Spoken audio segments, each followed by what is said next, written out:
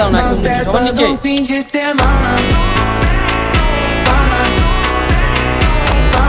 নিচেরগুলো দাও,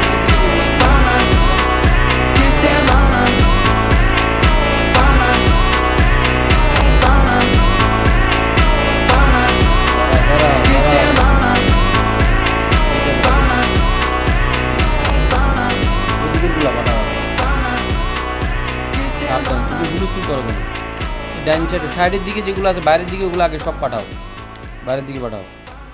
ওইখানে আছে নাকি দেখো। হ্যাঁ, দাঁড়াও দাঁড়াও, দাও।